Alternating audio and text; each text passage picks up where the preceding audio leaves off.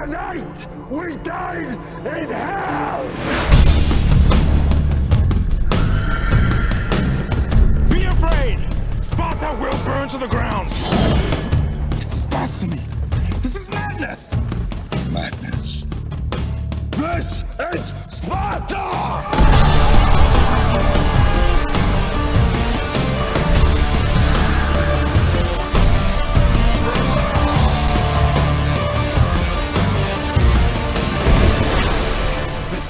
Nations of the Persian Empire descend upon you. Our arrows will blot out the sun. Then we will fight in the shade.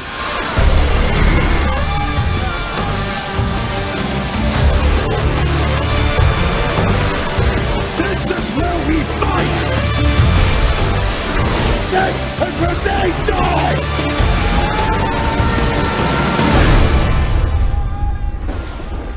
Before this battle is over, the world will know that few stood against many.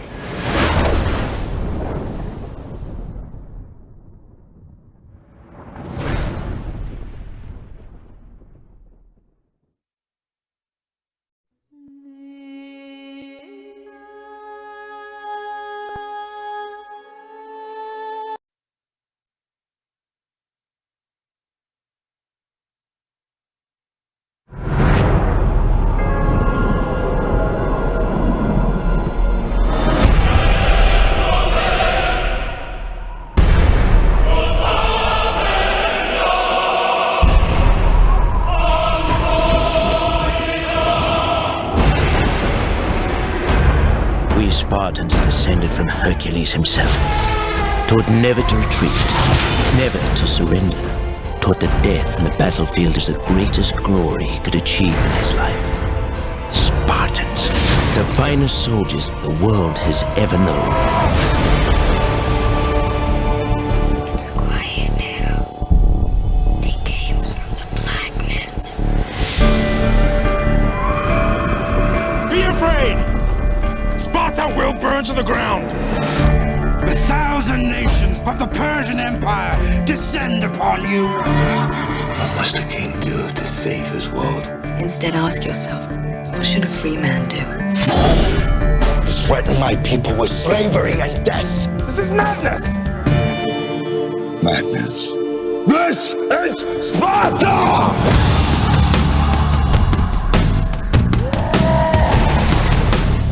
We will stand and fight! A new age has begun. An age of freedom. And all who know that 300 Spartans give their last breath to defend it.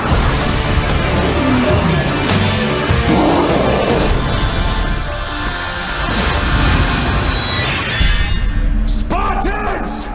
Tonight we dine in hell! Give them nothing, but take from them everything!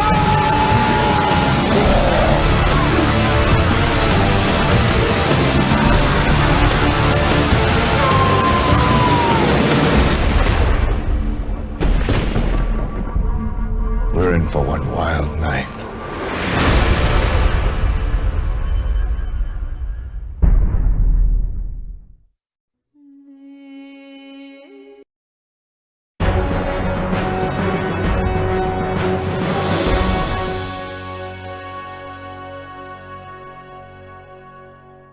I think when it comes to the collaborations between comic books and film and games, I think it's getting healthier. Well, for instance, with Sin City, they actually let one of the lunatics run the asylum, so it was a, that was a real change of pace. And now with 300, like with Sin City, we're seeing a very faithful adaptation. So in a way, we're emulating what the Japanese do, which is they take their manga, their comic books, and they translate them. They don't really adapt them. They allow all the rules of a comic book to work in a film. And after decades of comic books being stripped mined and corrupted by Hollywood in particular, we're finally getting there. Well, you know, it's all a game. I mean, one of the things I love about comic books and about films is that I get to be the boss, and I get to tell how the story's going to end. Games offer up a participatory thing that I've never encountered before, but it's all the same logic. Robert Rodriguez on the Sin City set taught me an important lesson, that all these media play by the same rules. It's just a matter of learning those rules and learning how to use them. That you can take a talent from one field to another, sometimes seamlessly. Mostly, I think with the whole effort behind this film, like the comic, is that, and the game is to bring something to vivid life, rather than making it feel like a swords and sandals, old-fashioned thing. And nothing about this project feels old. If this movie and this game are as good as they look, my fans are going to be thrilled.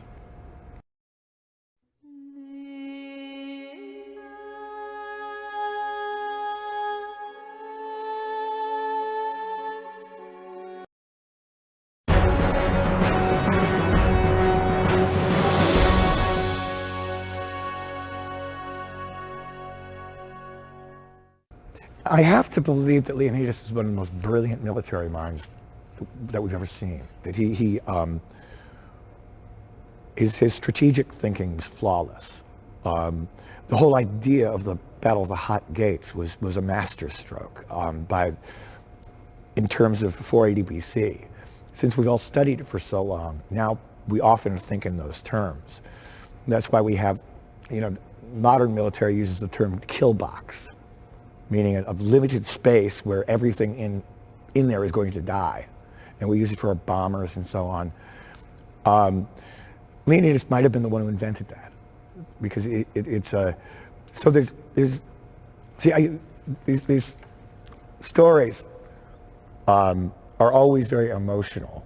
But I love a story that also involves a fine intellect. Telling the story of Hannibal or Alexander, done right, you're not just talking about a story of revenge or some such. You're talking about genius at work, and so it's I guess I'd say don't think so much Conan as Amadeus, because you're watching a brain at work. And I think that for a game, that would probably be the biggest factor. I love the fact that Delios has been accepted as the storyteller of the Hot Gates. He's a character I made up because I wanted to have a storyteller. The Greeks have such beautiful oral history. I mean, Homer never wrote a word. He just said it. And other people wrote it down later. And so, well, 300, I felt, had to have a storyteller. And it also gave Leonidas the wonderful moment where he dismisses Delios and tells him to go back and tell the story. And Delios doesn't even realize what story he's got to tell until later, when he's inspiring the troops to become allied Greeks rather than just Spartans.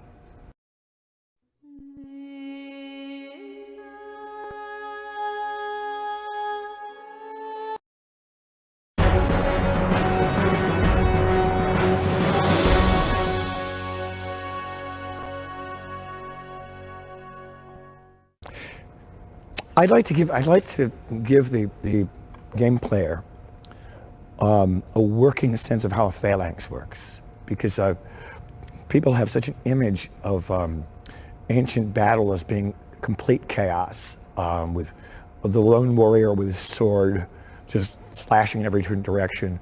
Phalanx combat was as regimented and chaotic as modern warfare. If you picture a train wreck, that's what two phalanxes colliding into each other were. Often it was a matter of one side simply shoving the other one over and then spearing them to death on the ground. And when it was Greek to Greek battles, often it was just one side would collapse and they'd just go home. Say, okay, this farmland is yours.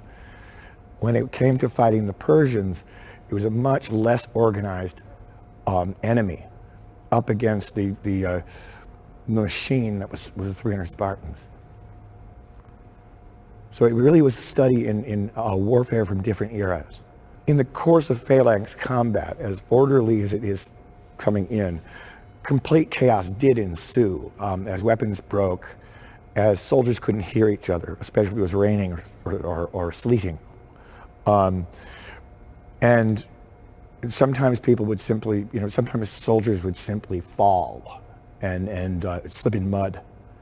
So it was an ugly mess, but the beginning of it was especially with the Spartans, was like watching.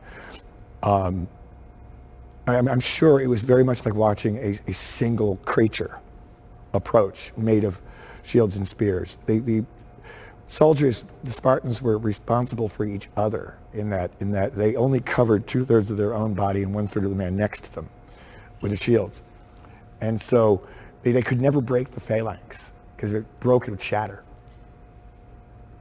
That's how good these guys were.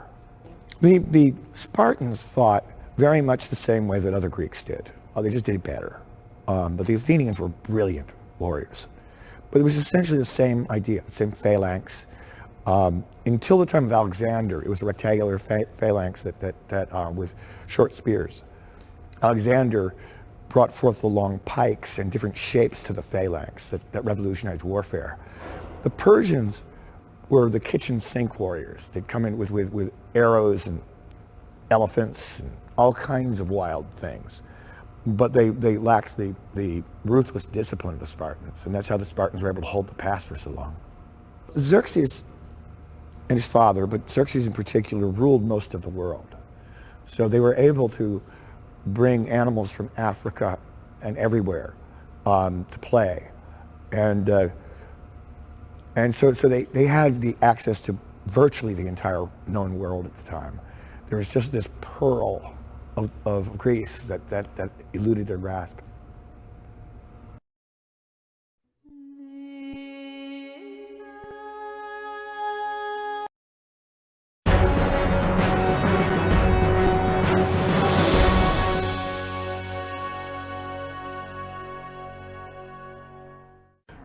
The weaponry of Spartans is amazingly simple. They disdained arrows generally. They thought that you should always stare a man in the eye when you kill him. What a citizen soldier would do, this is true of the Athenians. For instance, if an Athenian was called to battle, he'd simply grab his shield and grab his spear and sling his sword on and then go to battle. And that's essentially what the Spartan panoply was, is that the spear had two ends to it. One was the main stabbing part, and the butt end also could act as a cudgel and could also stab. They only went to their swords when their spear was shattered. But beyond that, they really didn't bring weapons. The reason for the red capes, just like the dreadlocks, was to intimidate the opponents, because any soldier who would go into ancient battle wearing a cape was saying that he was so formidable that he didn't care if you grabbed his cape, he'd kill you. And the same with the long hair that the Spartans were so proud of, that they would groom endlessly. When the Persians first show up, the Spartans ignored them and just kept working on their hair. And because back then the notion of having long hair was crazy in battle, because it gave somebody something to grab. But the Spartans were so formidable and so intimidating that they actually deliberately gave themselves these accoutrements to scare the crap out of the opponents. The shield was really the symbol of the Spartan soldier, and it was a bronze with wood inside, and you'll see an inverted V on the front of the shield. That actually is a Greek L, and it stands for Laconia, which is the section of Greece that Sparta's from.